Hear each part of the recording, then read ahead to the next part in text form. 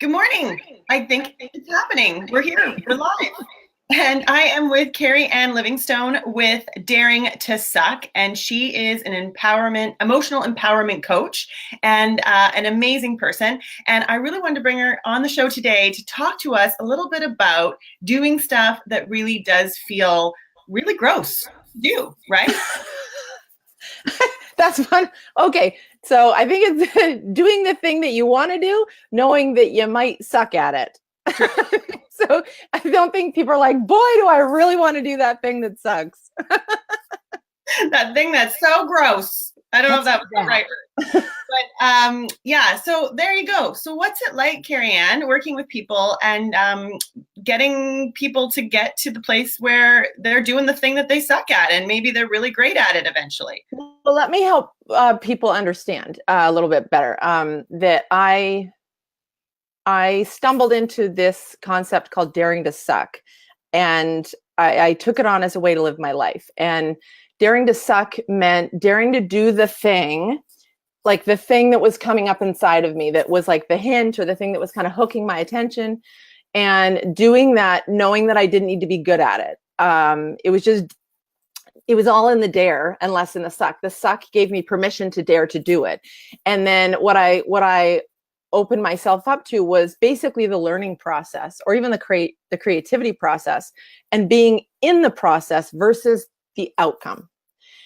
And that changes everything. And I just felt like there was so much freedom in it for me. It changed my life. So I went from feeling like I went from feeling just so closed off and afraid and limited, and all of these like beliefs and roles and rules and regulations and all these things that I'd bought into.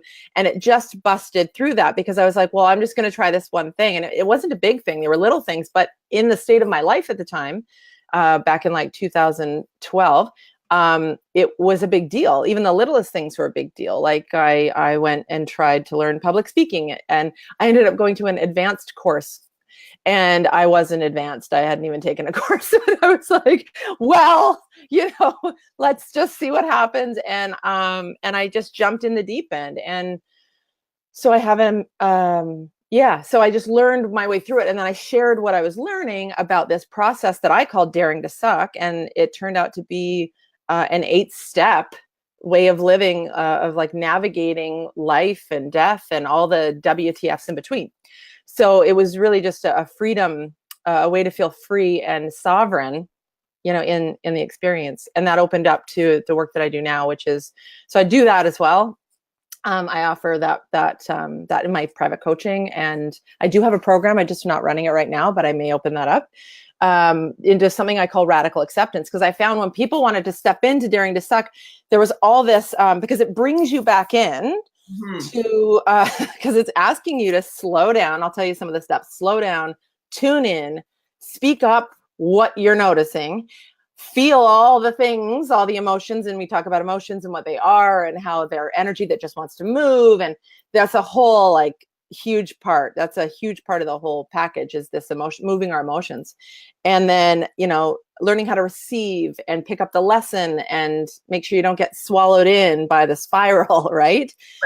To understand how this thing works, like this life gig. I felt like I was being given some hacks and some, side door, like, hey, there's this thing. And then at the end of it, just learning how to acknowledge and appreciate every effort, as opposed to being like, well, I won the ribbon. It was like, well, what did it take to win the ribbon?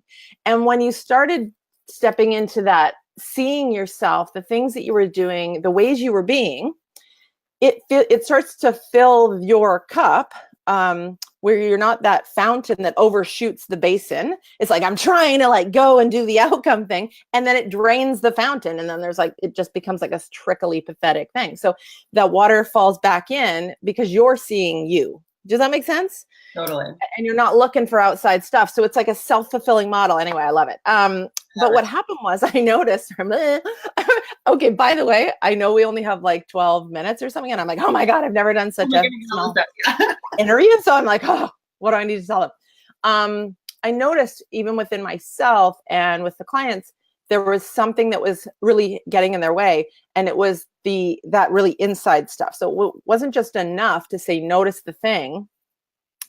There was all this internal work. And I was applying, and I learned that I could apply some of the steps of Daring to Suck into what I call radical acceptance. Radical acceptance of your whole self. And, you know, the intention of that work is to reclaim and to welcome back home your wholeness, but in the whole mess. Like in the whole mess of all the facets that we are, the good, the bad, the ugly, that which shall not be named. And yet I'm inviting people to name it. And that in itself feels very counterintuitive. A lot of us kind of want to make things positive. And so you can see how Daring to Suck and radical acceptance work together, because it is hard, and it does suck to lean into some of those heavy, difficult, confronting emotions and experiences. And yet when we do, it really opens up and allows us to express ourselves. And so then I started these retreats to help women radically express themselves. Nice. From like storytelling to breaking shit. And I just had my first retreat, and it was pretty awesome. So. Epic. Yeah. So I run into two kinds of people that have some issues or feel really uncomfortable around doing certain things. One is definitely getting on camera and showing up in that capacity and showing who they are and saying the things that they truly believe and that they want people to know about. They get really caught up around putting themselves out there in that capacity. And the second is I have so many beautiful friends who have these business ideas, and they really want to, express themselves in these ways. They're gifted and talented, and I can see what they could be doing easily. And it's just like going there is like the worst thing ever. That's why I was saying sort of it's gross, it's icky, it's like it's very uncomfortable. It's really tough, right? So I just didn't know if you had anything to say around those types of fears. And I have everything to say, Adera. Everything. I have all the things I want to say. So I work with deep feelers, helpers, and healers. And that can be whether you do it as a modality or you are a deep feeling human being that just notices and picks up the feelings and emotions of others, empaths. And you're really here wanting to do big work through whatever it is, whether it's parenting or protesting or profiting through a business. And it always comes down to wanting to be our fullest, truest self.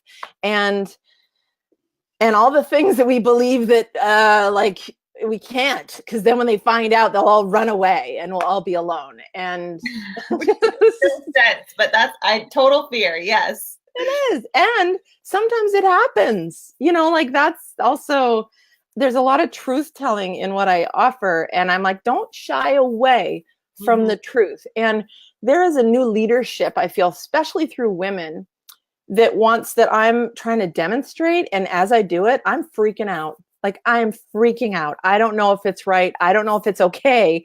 But I'm practicing this, like speaking up and admitting my shit is what I call it. That's one of the actual steps. It's like admit your shit. And that admission is a form of leadership, that when we take what's in us and admit, because it's we're not blaming anybody. It's like, oh, I'm noticing this, or I'm feeling like this, or I'm worried about that. It tends to have people gravitate towards you because they can feel the honesty. There's an energetic element. This is where I get into that sort of spiritual healer part, because there's a spirituality element to this about kind of radically admitting where you are, how you feel, and what you want. And doing that on a repeat process as almost like holy work. And so it kind of creates this church, like I'm at the Church of Radical Acceptance, and this is what it's like. And there's this leadership that's more vulnerable, and it's strong in its vulnerability, and being exposed and being seen. And we all know that we all lean into the people that are real and raw and willing to dare to say the thing or to do the thing and admit what it's like for them. Even if we don't feel exactly the same, there's something just so like, oh God, I want more of them. It's like you just want to. And so this is what I want to foster in women. And so that's what I want to share, just that idea. that this is a philosophy to consider, and it is radical because there's all this top-down leadership or leader at the room, the guru, right? Like I just held a retreat and I'm technically the one at the front of the room, but I let all the women know, just so you know, and this isn't being humble or like trying to be like this, no, it's not about me, it's about you sort of thing. I was like, no, seriously, like, you guys are the retreat. I am the one holding a lot of space and tuning in, and I'm paying attention, and I have an idea and I have a few concepts that I want to offer. But really, whatever's in you is going to create the retreat, whatever you want to express, because guess what happens? And this is exactly what happened. I intuitively had an idea of what was going to go on. The women started admitting things because the space felt safe. Mm-hmm. And then when they started doing that, there's a leading from self that shows up. Like, this is what's here for me. Then what happens is the next best Me Too movement, then Me Too, Me Too, Me Too, Me Too, in a form of solidarity and connection that is so incredible that it makes them feel like I can do this too. Or better yet, I get to. Mm-hmm. You know, I get to. It's like claiming your seat at the table. So this is the new revolution. And it's through vulnerability and it's through admission. And it's, I feel like I'm preaching right now, but I'm like, I'm feeling it. Yeah. But yeah, so that's what I want to say is that you get to. Of course you do. You're here, you're breathing, you have some stuff going on inside you, whether you need to unload it to clear your energy so that you can allow that gold to rise to the surface and be expressed so authentically. It does not have to be perfect, and please don't make it perfect because it's perfect in its imperfectness. That's what I want them to know, that that the stuff that they're carrying isn't really them.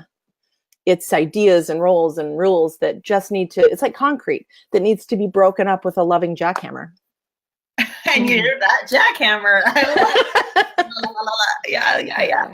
Keri Anne, I just love the work you're doing. And I encourage anyone who's ready to bust through the cement blocks that are holding them back and not allowing them to shine their fullest light to come and reach out to you. I do similar work. I just love how we are all sisters and soul igniters and really trying to elevate the human consciousness, basically. And how we're going to do that is to get over our shit and start showing up for realsies, however imperfect it is. So we are leading that revolution. So thank you for being a part of it all. And I encourage you to check out Keri Anne's website, and I will leave those details below. Thank you so much for coming. Thank you very much. Okay. You're awesome. You did a nugget. You didn't think you could do a nugget. You did a nugget. I just did a nugget. So.